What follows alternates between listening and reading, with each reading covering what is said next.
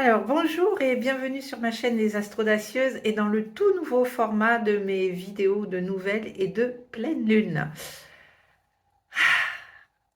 Alors, j'ai vraiment tardé à faire cette vidéo parce que depuis quelque temps, je ressentais l'envie de faire bouger les choses, mais je ne savais pas trop comment, j'avais pas trop l'inspiration et je sentais qu'il y avait quelque chose d'autre, que j'avais quelque chose d'autre à vous transmettre et que ça pouvait aller au-delà de la Lune, du cycle sacré de la Lune, même si ça reste mon dada.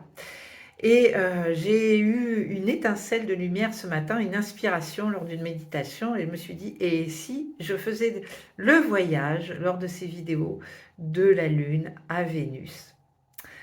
La Lune et Vénus sont les deux planètes féminines du zodiaque, et, euh, et toutes les deux, elles sont importantes. Et alors, la Lune parle surtout de nos besoins,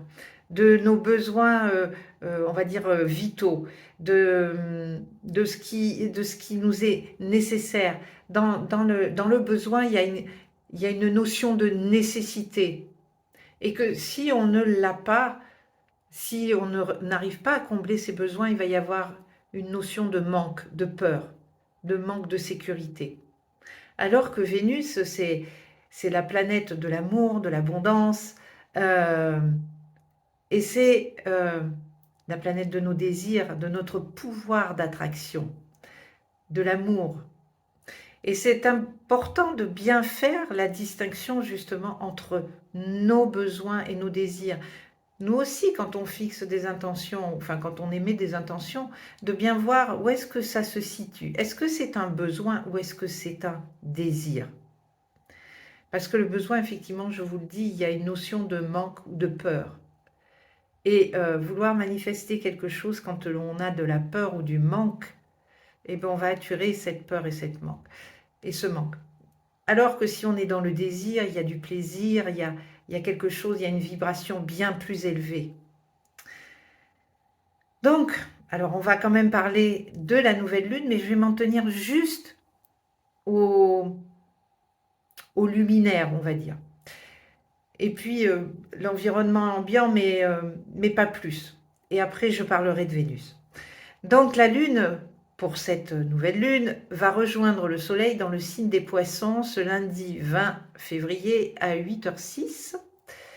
Et on est reparti pour un nouveau cycle solilunaire. Et c'est une nouvelle Lune un petit peu particulière parce que je trouve qu'elle a des allures, globalement, c'est presque la fin, mais pas tout à fait, et c'est le début, mais pas tout à fait. Ben déjà parce que le signe du Poisson, en lui-même, c'est la fin, c'est le dernier cycle, c'est le dernier signe de la roue du zodiaque. C'est un moment le signe du Poisson, c'est un moment de récapitulation. C'est un signe mutable, donc il nous prépare.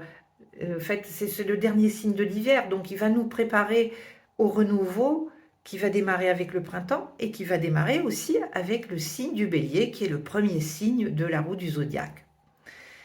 Donc, pendant cette lunaison, on va boucler un cycle, on va avoir l'opportunité de se débarrasser de ce que l'on ne veut plus pour redémarrer dans une nouvelle énergie, un petit peu plus légère, un petit peu plus à l'aise, avec de nouvelles idées. Et c'est un signe en fait qui va nous inviter à sauter le pas de toute manière entre l'année zodiacale qui vient de s'écouler avec toute sa roue d'expérience et nous préparer à la prochaine roue qui va être une autre roue d'expérience. C'est un signe qui nous invite donc à sauter le pas et pour s'engager donc dans ce nouveau cycle, mais sa plus grande mission au Poisson, et non des moindres par son glyphe, c'est la réconciliation des contraires. Déjà, rien que ça, réconcilier les contraires, on se dit, oui, ça va être une prise de tête. c'est en fait un signe qui est là pour ramener la paix. C'est un signe de bilan, de récapitulation, d'amour, de, de compassion. Euh, et vraiment, c'est un signe qui, malgré tout, est un petit peu difficile, même s'il a des vocations, on va dire, de belles valeurs, l'amour, la compassion, tout ça, c'est extraordinaire, mais en même temps, c'est un petit peu immense. C'est le bain cosmique, et c'est un plongeon dans ce bain cosmique où les eaux vont parfois être un peu troubles. Donc, c'est pas un moment facile à appréhender effectivement en cette fin, mais pour autant c'est intéressant.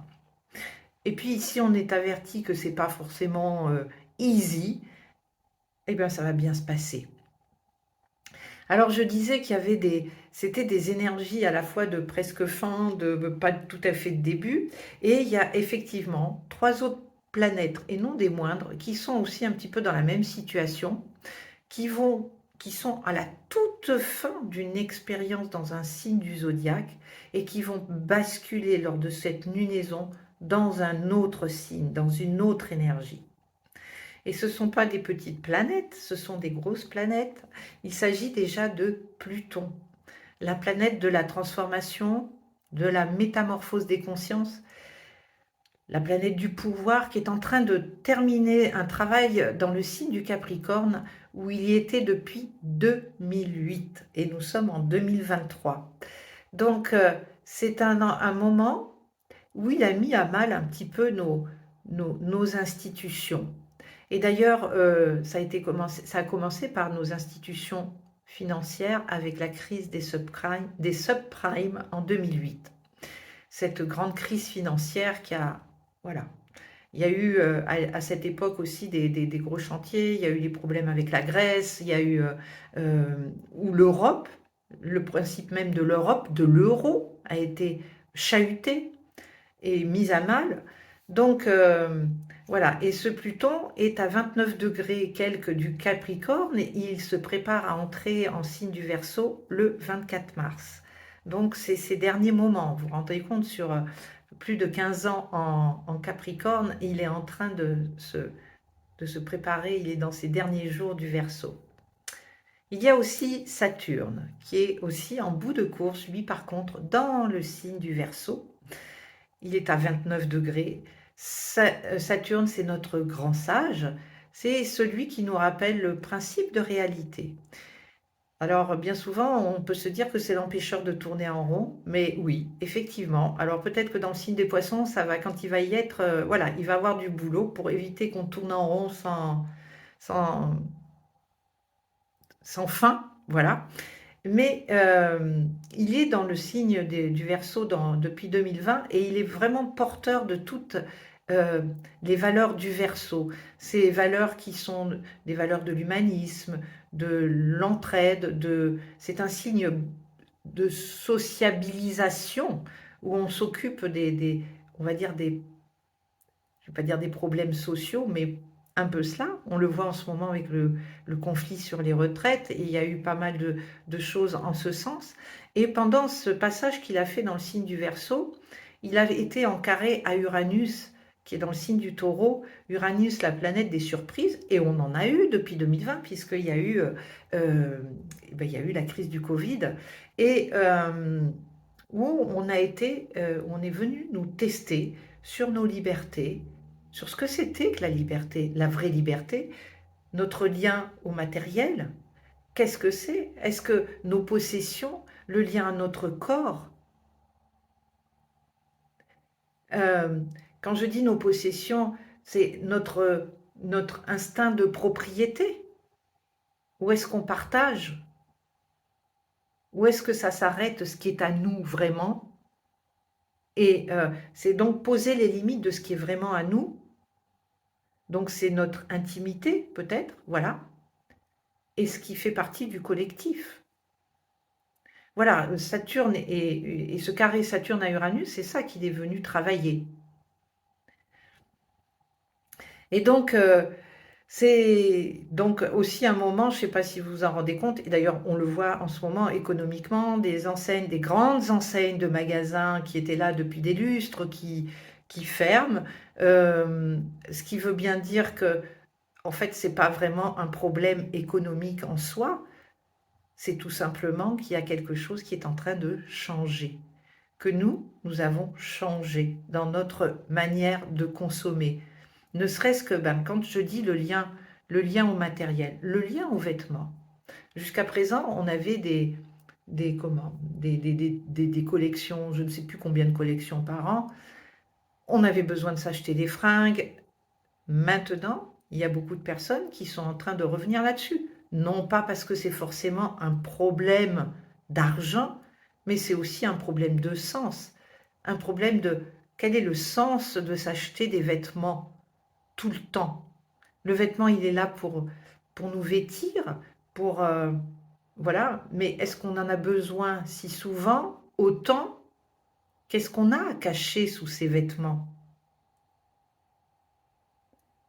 Voilà, tout ça, c'est en fait quelque chose qui est en train de se repositionner, où on est dans cette réflexion. Et donc ce Saturne, aujourd'hui, par contre, il est en conjonction avec la nouvelle Lune. Alors, ce qui est assez drôle, c'est que la nouvelle lune, elle se forme dans le signe des poissons, avec la lune et le soleil qui sont à 1 degré dans le signe des poissons, et lui, il est à 29 degrés dans le signe, dans le signe du Verseau. Donc, il est, lui, encore dans cette énergie du Verseau, et en même temps, il va aller plonger dans ce grand bain. Mais moi, j'ai l'impression qu'il nous dit, avant de plonger dans ce grand bain, que pour cette lunaison, qu'on garde nos limites, qu'on a appris des valeurs, qu'on a pris des valeurs et qu'il ne faut pas les oublier. Il faut, euh, il faut s'en rappeler pour nous prévenir des excès qui pourraient être amenés par justement un, un plongeon dans le grand bain cosmique des poissons, où les limites, justement, c'est un signe d'eau, les limites sont floues. On n'est plus dans un monde d'ancrage, de matérialité. L'océan, c'est immense. Et l'océan, l'eau n'est pas toujours claire. Et quand il y a une vague, eh bien, elle inonde tout. C'est la vague de nos émotions. Donc, ça va être aussi un mois peut-être où on va ressentir les choses, on va être peut-être un peu plus à fleur de peau que d'habitude. Et pour autant, on ne va pas y voir forcément plus clair. Donc, il va falloir apprendre à nager dans ce grand bain, dans le grand bain, voilà, c'est vraiment ça, et à s'éloigner justement des dramas, de peut-être des informations qui nous disent des choses horribles, qui nous annoncent toujours des pénuries, des peurs, et qui basent le monde sur cela. D'ailleurs, on le voit bien, ils ont échoué un petit peu. On nous a annoncé une énième vague de Covid, elle est passée. On nous a annoncé une pénurie d'électricité, une crise énergétique, c'est passé. Euh, c'est vraiment un moment qui nous demande à faire le tri du bon grain et de l'ivraie, à faire preuve de discernement. Et ça veut dire on est plus en conscience. On ralentit justement pour pas se laisser embarquer par un rythme hypnotique où on a le pouvoir sur rien. Parce que ça va nous permettre d'éviter les excès, justement, et peut-être les sorties de route. Voilà, et si vous voyez, regardez le jeu qui est en train de se faire, moi je trouve que c'est fabuleux, le Pluton qui est dans le signe du Capricorne, qui a fait un travail formidable sur nos institutions et tout ça, il passe dans le signe du Verseau où était Saturne jusqu'à présent. Saturne est en train de passer dans le signe du Poisson, et maintenant Vénus, elle est dans le signe du Poisson et elle va passer dans le signe du Bélier à peu près 50 minutes après la nouvelle lune. Donc vraiment, c'est une nouvelle lune où on va sauter le pas dans plein de domaines. Donc maintenant, donc, je vais vous parler plus de Vénus, de cette planète qui définit, enfin qui influe sur notre magnétisme, sur notre pouvoir d'attraction, qui est sur l'amour, qui parle d'abondance. Donc tout ça, c'est des valeurs, c'est des champs d'expérimentation assez vibrants, je veux dire. Donc, elle s'apprête donc à sauter le pas du signe des poissons pour redémarrer un nouveau cycle en bélier. Euh, Elle est entrée dans le signe des poissons justement le 29 janvier, riche de toute son expérience qu'elle avait acquise de son dernier tour du zodiaque. Et elle est entrée d'ailleurs dans le signe du bélier. Elle a fait ce tour du zodiaque en un peu plus de 9 mois parce qu'elle y était rentrée le 3 mai. Donc vous voyez, le 3 mai jusqu'au 20 février, ça fait un peu plus de 9 mois pour faire le tour du zodiaque. Et dans le signe des poissons, là, puisqu'elle y est encore pour quelques heures, enfin quelques minutes, mais quelques heures au moment où j'enregistre, euh, dans le signe du poisson, Vénus, là, eh ben, c'est l'amour inconditionnel. Mais justement, dans le poisson, qu'est-ce que ça veut dire inconditionnel? C'est à ne pas confondre avec l'amour sacrificiel, parce que ça, c'est le risque du poisson, de l'excès d'amour du poisson, où on ne se fixe aucune limite. Inconditionnel veut dire tout simplement sans condition, sans attente. Mais parce que soi-même, on est assez rempli de l'amour de soi pour ne pas attendre de l'autre qu'il vienne combler un vide chez nous. Quelque chose qu'on n'a pas su se donner et qu'on va demander à l'autre. Non, ça ce n'est pas de l'amour inconditionnel, ça c'est de la codépendance. Et c'est bien souvent là où on voit, et je vous appelle vraiment à être vigilante et d'aller voir quelles sont les relations que vous entretenez, quelle est la qualité justement. Est-ce que vous êtes dans une attente?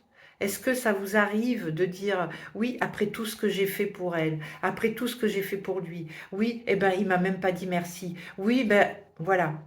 Oui, ben il me parle mal.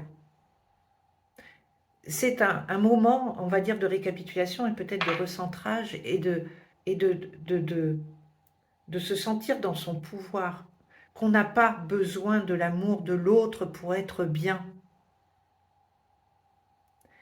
L'amour inconditionnel, c'est avant tout, en fait, un état d'être. Et dans le signe des poissons, je vous l'ai dit tout à l'heure, c'est la réconciliation des contraires. Et la réconciliation des contraires en amour, c'est une gageure dans nos relations. Quand il y a quelqu'un qui fait quelque chose qui ne nous plaît pas. Mais c'est en même temps, en essayant justement d'aller dans cette réconciliation des contraires, c'est une opportunité justement de guérison. Et pour cette nouvelle lune, Vénus est en alignement avec Pluton. Donc Pluton qui est toujours dans le signe du Capricorne, lui aussi à 29 degrés. Et à ce moment-là, on est vraiment encouragé à changer les anciens schémas qui ne matchent plus avec l'être vers lequel on a envie d'évoluer, vers l'être qu'on a envie d'être en fait, cette nouvelle version. Et si vous avez retenu votre pouvoir, ça c'est très plutonien le pouvoir, eh bien permettez-vous là maintenant de lâcher prise, d'avoir confiance et de regarder devant et de vous regarder avancer sans effort. Vraiment, ce lâcher prise, c'est de dire, ok, j'ai fait tout ce que j'avais à faire, je n'ai plus rien à faire, j'ai juste à être. Et vous allez voir, ça va s'ouvrir devant vous. Et si vous rencontrez des résistances, et de votre part, c'est plutôt bon signe. Ça veut dire que vous êtes sur la bonne voie. Parce qu'une résistance, en fait, elle ne peut s'exprimer que lorsque l'on va de l'avant. Autrement, il n'y a pas de résistance et on reste dans notre zone de confort et on reste dans le connu et on reste dans nos blessures et on reste, voilà, et on n'évolue pas. Alors vraiment, cette nouvelle lune, en matière d'amour, d'estime de soi, persévérez, de percer et vous verrez. Vraiment, c'est... vous aurez vraiment l'opportunité de découvrir aussi pendant cette nouvelle lune que ce que vous désiriez depuis longtemps, ça va enlever le voile de l'illusion sur certains de vos désirs qui finalement, vous allez vous apercevoir, ne sont pas forcément dans votre plus grand intérêt. Et donc là, il va falloir avoir du courage. Ça, c'est le courage du bélier, où elle va rentrer dans quelques temps, de vous libérer justement de ces désirs toxiques. Et ça vous demande d'abandonner le besoin, je dis bien le besoin, d'avoir toujours raison. Et de le remplacer par le désir de vous sentir bien et de ne plus souffrir pour des désirs qui n'ont pas de sens pour vous ou qui n'ont plus de sens. Voilà, je suis vraiment heureuse d'avoir fait cette vidéo. J'espère que vous aurez autant de plaisir à l'écouter, qu'elle rencontrera votre plaisir à vous et vous apportera aussi des éclaircissements, vous aidera. En tout cas, moi, je me sens... sachez que quand je fais j'ai des inspirations comme ça et que je vous transmets de nouvelles choses, mais je me sens vraiment, moi, bénie d'avoir été ainsi inspirée. Voilà. Et tout simplement. Donc, pour cette vidéo, il s'agit encore une fois d'une étude générale, hein, je ne fais pas dans le détail, qui ne tient bien évidemment pas compte de votre astrologie personnelle. Alors, si vous souhaitez vraiment avoir un éclairage particulier ou bien faire, par rapport à Vénus, un travail beaucoup plus approfondi sur votre pouvoir d'attraction, eh bien, je vous invite à prendre rendez-vous pour un astro-coaching. Un astro-coaching que j'ai nommé divinement irrésistible. Donc, je vais vous mettre toutes les infos pour prendre ce rendez-vous toutes les infos dans la barre d'infos, voilà, puisqu'elle sert à cela. Et en attendant, je vous souhaite vraiment une merveilleuse nouvelle lune et on se retrouve bientôt. Au revoir.